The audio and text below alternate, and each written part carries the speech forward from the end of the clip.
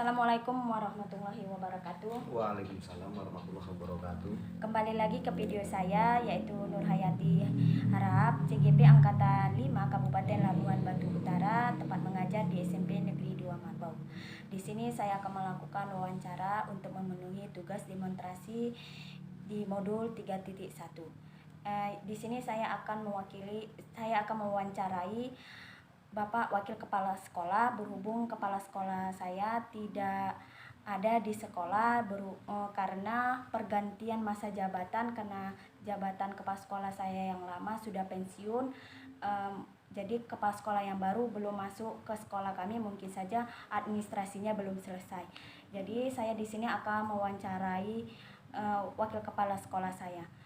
Bagaimana Pak kabarnya, sehat Pak? Alhamdulillah sehat. Iya sehat ya Pak. Jadi udah siap ini Pak saya wawancara ini Pak? Sudah Bu, siap mari. Oke Pak. Kita akan memasuki wawancara ya Pak ya. Selama ini bagaimana Bapak dapat mengidentifikasi kasus-kasus yang merupakan dilema etika atau rujukan moral? Ya, masalah-masalah ini ya ada beberapa hal yang saya identifikasi. Yang pertama itu ada nilai-nilai yang bertentangan Bu ya, nilai-nilai bertentangan. Kemudian berikutnya melihat situasi keadaan yang baik dia bertentangan individu atau bertentangan dengan kelompok. Kemudian saya mengumpulkan fakta-fakta, ya fakta-fakta berupa di lapangan. Yang keempat, melakukan pengujian, ya pengujian berupa pengujian paradigma benar dengan benar.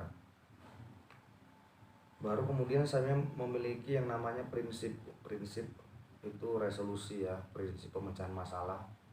Kemudian ini langkah yang paling saya ambil ini adalah sebuah investigasi.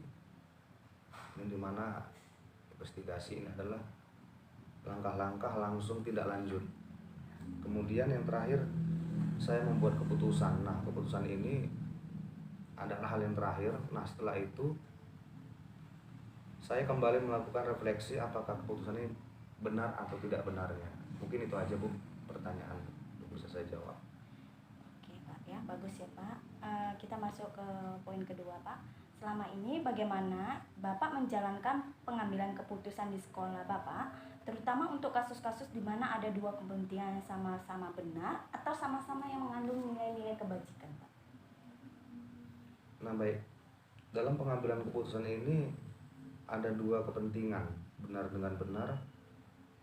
Ya, sebuah contoh, ini ada kita katakan oknum guru di sekolah ini yang beliau jarang hadir dikarenakan ada urusan sendiri di rumah. Ya ini masalah rumah tangga sebenarnya, yang anaknya sakit. Yang kemungkinan dia lebih fokus mengurus anak yang sakit daripada mementingkan kepentingan dia untuk mengajar peserta didik. Nah, di sini Bapak mengalami dilema ya Pak? Ya, karena di lain sisi mungkin ibu ini tadi benar karena masalah itu terjadi memang anaknya sakit, dan di lain sisi juga dia melalaikan dengan tugasnya ya kan Pak? Iya benar. Itu kurasa ya Pak. Dalam lingkungan keluarga dia merasa benar, bahkan dia mengurus anak, namun dalam situasi pekerjaan ya dia tetap ada kewajiban yang dilalaikan, itu dan salah. Iya Pak. Berarti itu yang studi kasus yang menurut benar. Bapak itu benar sama benar ya Pak? Iya benar dengan benar. Yang ketiga Pak, bagaimana langkah-langkah atau prosedurnya seperti apa biasanya Bapak lakukan selama ini berdasarkan kasus yang tadi Pak? Langkah-langkahnya yang pertama itu ya mengenali masalah yang terjadi. Ya saya kenali dulu siapa orangnya, siapa individunya, masalahnya apa, kemudian siapa saja yang terlibat. Apakah ini hanya satu orang ataukah satu orang dengan kelompok atau kelompok dengan kelompok. Kemudian mengumpulkan fakta-fakta untuk mengambil keputusan. Nah keputusan ini memang harus dilengkapi dengan fakta-fakta. berikut fakta-fakta tersebut harus diuji kebenarannya. Nah ini yang paling penting Bu, jangan sampai kita itu asal ambil keputusan tapi nggak berdasarkan fakta ya. Iya. Harus ada faktanya ya kan Ya, Pak, baru benar, kita Pak. bisa mengambil keputusan Nah ya ya, Pak. ya benar. Mungkin itu saja Bu. Oke Pak. Hal-hal apa ini Pak yang menurut Bapak efektif dalam mengambil sebuah keputusan berdasarkan kasus-kasus dilema etika ini Pak?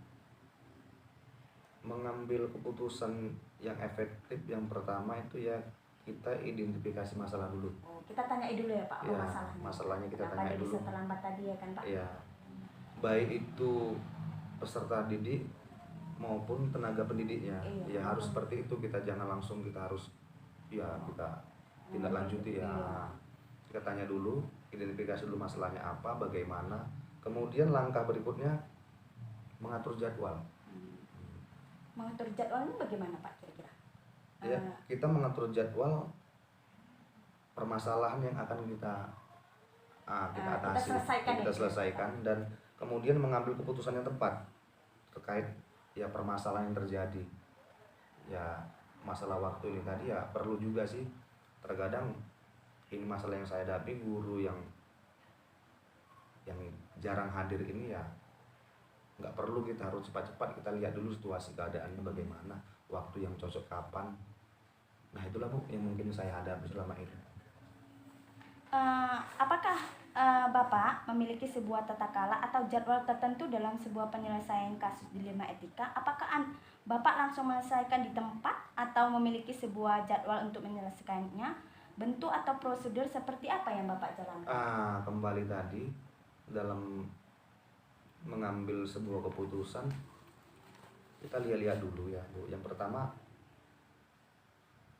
waktu itu tergantung masalah ya, kita jadwal waktunya tergantung masalah. Kalau masalah ringan ya, saya kira ya mungkin bisa di tempat, mungkin keterlambatan siswa. Tapi kalau dia jarang-jarang terlambat itu mungkin bisa kita tanyai apa masalahnya. Nah kemudian lebih terjadwal untuk memecahkan masalah, tergantung masalah individu dengan kelompok. Nah ya, kalau kelompok kalau individu itu bagaimana Pak? Mungkin kalau individu saya adakan mediasi langsung aja, saya dengan gitu dia ya. gitu yang bersangkutan. Jadi jangan, nggak perlu lagi harus mulu-mulu kita kita panggil saja dia, ya kita tanyai, kita identifikasi bagaimana. Kemudian kalau kelompok ya kita mesti disitulah kita atur jadwal dulu. Itu aja. Kasus-kasus. Oke, untuk pertanyaan selanjutnya ya Pak ya, ini mungkin pertanyaan yang terakhir. Adakah seseorang atau faktor-faktor apa yang selama ini mempermudah atau membantu Bapak dalam mengambil keputusan dalam kasus-kasus dilema etika nih Pak? Ya mungkin selama saya menjabat sebagai wakil kepala sekolah, ya di sini saya banyak belajar ya, mengambil sebuah keputusan tersebut memang harus ya tepat ya, dengan membedakan yang mana dilema etika dengan rujukan moral. Juga saya semampunya untuk berkolaborasi dengan warga sekolah, para guru ya. Juga saya libatkan ini pihak komite sekolahnya juga ya dalam mengambil sebuah keputusan, karena keputusan ini menyangkut tentang kelangsungan ya, dalam proses belajar dan mengajar di sekolah ini. Terima kasih Bu, itu aja. Oke, terima kasih ya Pak ya atas Bu. waktunya. Di lain waktu saya akan banyak belajar lagi sama Bapak. Menurut saya Bapak itu sudah tepat dalam mengambil sebuah keputusan dan sudah juga banyak bertanggung jawab atas keputusan-keputusan yang Bapak ambil. Saya ini banyak belajar nih Pak, berdasarkan wawancara yang kita ini. Dari jawaban-jawaban Bapak ini sangat menginspirasi bagi saya Pak. Iya, memang harus seperti itu. Kita belajar dan terus belajar bagaimanapun caranya. Ya pengalaman itu. Assalamualaikum warahmatullahi wabarakatuh. Waalaikumsalam warahmatullahi wabarakatuh. Ya Bu, perkenalkan nama saya Nurhayati, CDP Angkatan 5 Kabupaten Labuan Batu Utara. Di sini saya akan mewawancarai Ibu selaku pemimpin pembelajaran di SMP Negeri 1 Kuala Selatan, ya kan Bu? Bagaimana kabarnya Bu? Sehat? Sehat. Alhamdulillah sehat ya Bu ya. Jadi gini Bu, saya akan akan memberikan beberapa pertanyaan mengenai pemimpin pembelajaran sebuah kasus atau kejadian yang dimana Ibu memberikan sebuah keputusan. Nah, pertanyaannya, selama ini bagaimana Ibu dapat mengidentifikasi kasus-kasus yang merupakan dilema etika atau rujukan moral? Saya dapat mengidentifikasi masalah tersebut dengan memperhatikan perilaku guru. Nah, dalam hal ini tentu saja saya perhatikan kedatangan guru tersebut. Nah, apabila tidak tepat waktu, berarti guru tersebut termasuk bermasalah. Oh iya. Jadi kasus yang kita ambil yaitu perilaku guru ya Bu ya, yang Iya. tidak datang ya. Yang tidak datang tepat Tidak waktu. datang tepat waktu. Jadi Bu, selama ini bagaimana Ibu menjalankan untuk mengambil keputusan kalau seumpamanya guru tadi datangnya terlambat gitu, tidak datang dengan tepat waktu? Ya, tentu saja biasanya saya melihat terlebih dahulu Ya, Bu. saat saya melaksanakan tugas itu biasanya di les pertama itu Iya. saya keliling. Oh iya. Nah, jadi kalau tidak ada gurunya saya masuk. Eh, Saya tunggulah sampai gurunya ini datang. datang. Nah, baru nanti datang, saya tanya. Iya. Ah, why do you late? Iya. Nah, kenapa kamu terlambat? Kenapa ibu terlambat? Iya. Nah, baru dijawab, anak saya sakit Bu. Nah, dari situ saya tahu ada masalah. Bahwasanya guru tersebut datang terlambat karena anaknya sakit. Itulah cara saya mengidentifikasi.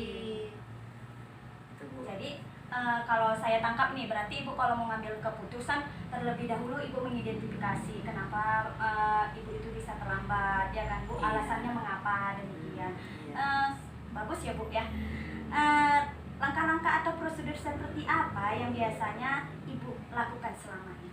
Ya, setelah saya tadi mengidentifikasi, melihat sendiri, Hmm.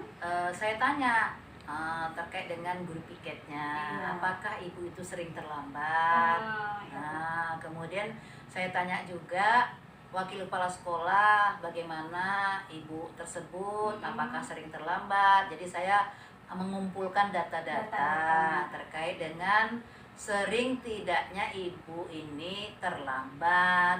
Nah, itulah caranya. Iya, berarti langkah-langkahnya terlebih dahulu Ibu menanyakan guru piket ya kan? Iya, Bu? guru Kemudian piket. menanyakan wakil kepala sekolah apakah Ibu itu sering terlambat ya kan Bu? Intinya saling berkolaborasi, Iya, bekerja betul, sama ya kan Bu? betul, ya. Nah, jadi Bu, hal-hal apa saja yang selama ini Ibu anggap efektif dalam pengambilan keputusan pada kasus-kasus dilema etika? Yang saya anggap efektif Iya. dalam saya mengambil keputusan tentu saja karena ini terkait dengan ketidakhadiran, tentu saja bisa kita buat frekuensi Frekuensi. frekuensi Frekuensi itu ketidakhadiran. bagaimana, Bu? Oh, Frekuensi itu artinya banyaknya dia tidak tidak hadir datang ya, Bu? tepat waktu, Hmm. bukan tidak hadir, Oh, tidak datang tepat waktu. waktu. Nah, terkait dengan ini tentu saja saya juga berkolaborasi dengan wakil kepala sekolah, khususnya terkait dengan wakil kepala sekolah urusan kurikulum. Iya. Karena kan ketidakhadiran tepat waktu itu akan mempengaruhi tentu saja kualitas pembelajaran, mutu pembelajaran. Nah, baru di situ saya berkolaborasi, baru akan saya putuskan apa yang harus saya lakukan untuk guru tersebut. Saya beri SP, surat peringatan, ya, atau mungkin pada saatnya karena mungkin tidak eksis terkait dengan ini, mungkin akan kita musyawarahkan dengan wakil kepala sekolah untuk pemberian jam pembelajaran berikutnya. Wah, bagus sekali ya Bu untuk mengambil keputusannya, sangat efektif ya Bu. Terlebih dahulu kita harus tahu frekuensinya berapa ya kan Bu, jumlah kira-kira Ibu ini sering nggak terlambat ya kan Bu. Kemudian Ibu pasti mengambil keputusannya. Kemudian Bu, selama ini tantangan dalam mengambil keputusan pada kasus-kasus dilema etika ada nggak? Oh ya, ada tentunya. Itu itu jelas ada. Ada. Kalau mengambil keputusan itu pasti ada. Karena terkait dengan keputusan yang kita buat itu, walaupun kita sudah berkolaborasi untuk memutuskannya dengan orang-orang yang terdekat dengan kita dan sesuai bahkan dengan kenyataan, namun tetap ada yang kontra. Iya ya kan Bu, Itu pasti pasti. ya Bu ya. Salah satunya apa itu? Salah satunya ya si pribadi itu sendiri atau temannya yang mungkin membelanya. Iya Bu. Memang Membelanya terkadang karena kan ibu ini anaknya sakit begini Iya, begono iya. misalnya kan. Iya, Bu. Jadi ada ketidaksetujuan dengan keputusan itu. Namun kan ya kita sebagai kepala sekolah dan tentu saja dengan jajaran kita, ya kan kita sudah memikirkan apa yang terbaik untuk ke depan sekolah kita ini. Jangan pula terulang hal yang sama, apalagi teridentifikasi misalnya anaknya masih terus sakit. Iya ya kan Bu. Memang terkadang Bu ya, ini sekalian apa ya kan Bu, berbagi ya kan Bu. Memang terkadang kita sudah di titik yang salah itu. Cuman seperti mencari pembelaan kemudian tidak merasa dia bersalah ya kan Bu. Malah dia mencari aku kayak gini gitu ya kan Bu. Jadi teman ini kadang pun mau kayak memprovokasi gitu ya kan Bu. Padahal itu tujuannya benar ya kan Bu. Itulah Bu, perlunya kita mengambil keputusan yang efektif ya kan Bu. Kadang tantangan-tantangan itu yang membuat kita menjadi dilema. Tapi saya yakin Ibu pemimpin yang luar biasa. Kemudian Bu, lanjut nih ya Bu ya, pertanyaannya. Apakah Ibu memiliki sebuah tata cara atau jadwal tertentu dalam sebuah penyelesaian kasus dilema etika? Apakah Ibu langsung menyelesaikan di tempat atau memiliki sebuah jadwal untuk menyelesaikannya? Bentuk atau prosedur seperti apa yang Ibu jalankan? Ya kalau dilema etika ya, tentu saja kita punya jadwal tersendiri. Kenapa? Karena kan dalam memutuskan sesuatu itu, jangankan dilema etika, memutuskan yang biasa saja kita tidak serta-merta di situ. Tidak seperti membalikkan telapak tangan. Apalagi lah ini kan ada kemungkinan perubahan-perubahan pada individu itu. Jadi itu tentu saja terjadwal atau ada rentang waktu tertentu untuk bisa kita mengambil keputusan. Harus kita beri waktu dulu Mengambil keputusan untuk keputusan itu. Setelah kita beri waktu, namun tidak ada titik terang, barulah kita putuskan. Titik terang apa itu? Itulah nanti misalnya kasusnya apakah nanti guru ini harus kita kurangi lesnya, karena ketidakmampuan datang tepat waktu, atau bagaimana. Teristimewa lagi apabila seorang guru itu sudah sertifikasi. Tentu saja ya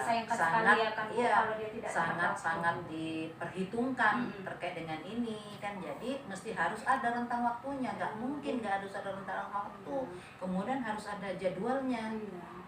Karena kan kalau penilaian bagi guru misalnya dia itu kan ada yang namanya sasaran kinerja pegawai, itu kan ada minimal 1 tahun, ada ini kemarin baru ada setengah tahun, itu kan bisa nanti di inputkan ke situ gitu.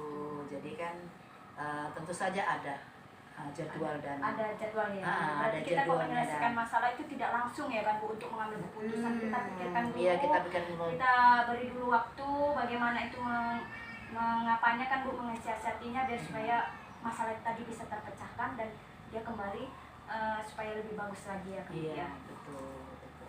Jadi Bu, faktor-faktor apa saja yang mempengaruhi atau yang membantu Ibu dalam mengambil keputusan dalam kasus-kasus dilema etika tadi? Tentu saja faktor-faktor yang mempengaruhi, pertama itu kemauan individunya. Dari pertama kita mendapati masalah dari dia, ya kan, dari seseorang itu kita utarakan dia mau berubah nggak terkait dengan itu. Tentu saja itu akan mempengaruhi keputusan kita. Dan kedua, tentu saja kita kan berkolaborasi dengan terutama wakil-wakil saya, ya Iya. kan, teman-teman sejawat, Iya. ya kan. Nah itu bisa kita seperti kita buat data, kita minta data dari mereka terkait dengan kondisi seseorang itu. Nah itu tentu saja itu menjadi faktor juga. Faktor ya, Bu, ya. Faktor juga. Jadi kemudian yang berikutnya, kemudian ada nggak keinginan ibu ini untuk misalnya melakukan yang terbaik atau melakukan perubahan-perubahan usaha-usaha untuk bisa dia melakukan yang sebenarnya sebaiknya tadi. Itu faktor-faktornya. Jadi menurut hemat saya banyak faktor-faktor yang mendukung terkait dengan kita pengambilan keputusan untuk kebaikan, tentunya kebaikan dari sisi gurunya yang bisa nanti memperbaiki atau meningkatkan mutu pendidikan di sekolah itu, sekolah kita lah khususnya, ya kan? Ya, Bu, ya. Intinya saling berkolaborasi ya kan. Iya, Mungkin pun kadang kan Bu mau juga kepala sekolah ini kan Bu atau pemimpin pembelajaran ini tolong ya bilangkan ya, biar jangan datang terlambat. Ibu mau nggak kira-kira ngomong seperti itu dengan bawahan Ibu? Saya sama kawan-kawan kalau seperti itu cara kita, menurut hemat saya, Iya. itu kan melanggar etika menurut hemat saya. Menurut saya, jadi Iya. kalau kita lebih bagus komunikasi langsung, Ya kan, Bu. Bahkan Biar tahu saya masalahnya apa ya kan, Bu. saya tanya sering supaya siswa saja jangan mengerti. Iya. Itu saya tanya kayak bahasa Inggris, karena anak-anak kan nggak ngerti, Iya. ya kan? Why do you late? Iya. Nah, kenapa Anda terlambat? Masalahnya apa? Itu aja saya cari, kadang-kadang kalau saya pakai bahasa Inggris, saya sederhana.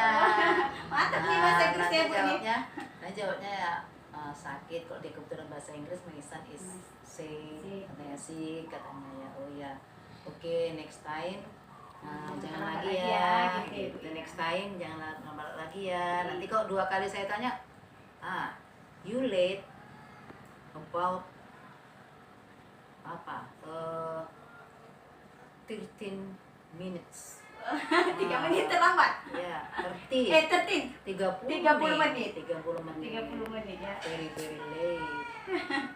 Gitu, tapi bahasa Inggris. Jadi kan siswa kan nggak ngerti, Iya, gitu. jadi- Padahal itu kita lindungi si gurunya. Iya, betul sekali ya kan, Bu. Jadi jangan gitu lagi. Nanti kok udah apa ya. Jadi kadang nggak saya nampak panggil ya kan, juga kemari, kenapa gitu. Coba makanya ya saya juga lah, saya nasihati juga lah supaya termotivasi. Sampai bahkan saya bilang kita punya anak, tapi ingat kita juga punya amanah yang diberikan Allah untuk mendidik anak-anak. Jangan jadi sebab anak untuk tidak melaksanakan tugas sebagaimana mestinya. Jadi kalau anak jadi sebab, nanti selama-lamanya jadi sebab, sakit terus. Kan itu kenyataannya.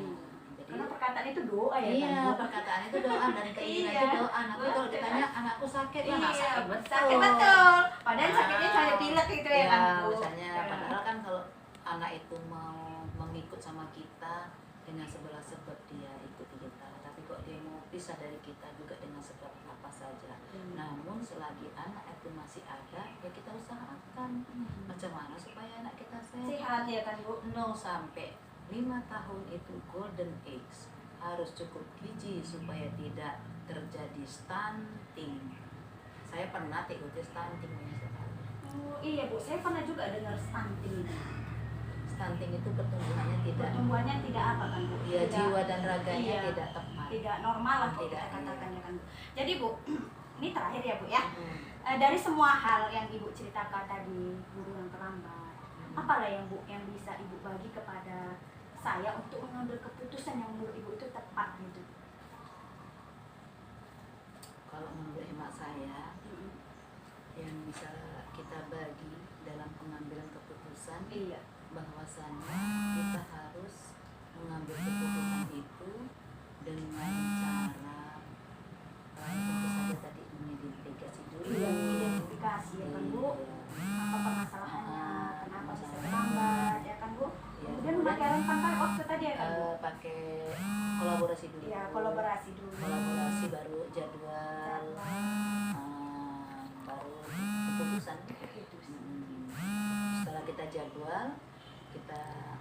di jadwal itulah kita lihat kan, contoh 2 minggu, ibu ini udah berubah. Udah berubah gitu. Nah, ini ya udah gitu, apa keputusan kita gitu, apakah kita buat sebagai fanism atau sebagai reward kan gitu ya. Bagus, bagus Bu. Sangat menginspirasi. Jadi saya jadi pengalaman ini Bu. Kayak mana di kepala sekolah untuk ngambil keputusan ya kan Bu. Terkait kena saya guru ya kan Bu. Terima kasih banyak ya Bu ya. Banyak sekali Ibu sudah memberikan ilmu kepada saya, terlebih-lebih tentang mengambil keputusan tidak semudah ya kan Bu, tidak langsung kita terjadinya masalah langsung kita putuskan, tidak ya kan Bu. Kita buat dulu, kita tanya dulu identifikasinya, kemudian kita kolaborasi, kita atur jadwalnya, baru kita buat keputusannya seperti itu kan Bu. Mungkin sampai sini aja video kita, lebih dan kurangnya saya mohon maaf ya Bu. Terlebih saya minta maaf banyak, terima kasih kepada Ibu ya. Oke, sama-sama.